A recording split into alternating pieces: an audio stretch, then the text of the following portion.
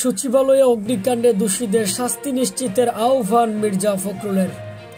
সচিবালয়ের মতো নিশ্ছিদ্র নিরাপত্তামূলক স্থানে আগুন লাগা ও আগুনে হতাহতের ঘটনায় গভীর উদ্বেগ এবং শোক ও সহানুভূতি প্রকাশ করেছেন বিএনপি মহাসচিব মির্জা ফখরুল ইসলাম আলমগীর। বৃহস্পতিবার এক বিবৃতিতে গভীর উদ্বেগ এবং শোক ও সহানুভূতি প্রকাশ করেছে বিএনপি মহাসচিব মির্জা ফখরুল ইসলাম আলমগীর। বিবৃতিতে বিএনপি মহাসচিব বলেন, সচিবালয়ের মতো স্পর্শকাতর ভবনে ভয়াবহ আগুন এবং আগুনে একজনের মৃত্যু ও 2 থেকে 3 জন আহত হওয়ার ঘটনায় আমি গভীরভাবে উদ্বিগ্ন। সচিবালয়ে ভয়াবহ অগ্নিকাণ্ডে গুরুত্বপূর্ণ নথিপত্র পুড়ে ভস্মীভূত হওয়ায় ব্যাপক ক্ষতি হয়েছে। বর্তমানে অন্তর্বর্তী সরকার এ ধরনের অগ্নিকাণ্ডে বিব্রতকর অবস্থার মধ্যে পড়া অস্বাভাবিক নয়।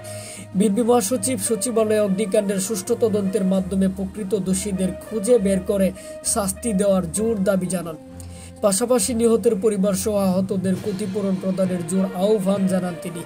প্রসঙ্গত, গতকাল বুধবার দিবাগত রাত 1:52 সচিবালয়ে আগুন লাগার খবর পায় ফায়ার সার্ভিস।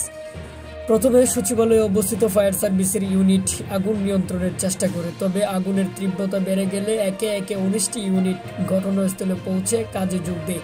প্রায় 6 ঘন্টা পর ফায়ার সার্ভিসের 19 ইউনিটের 211 জন কর্মীর নির্লস প্রচেষ্টায় সকাল 8:05 আগুন নিয়ন্ত্রণে আসে।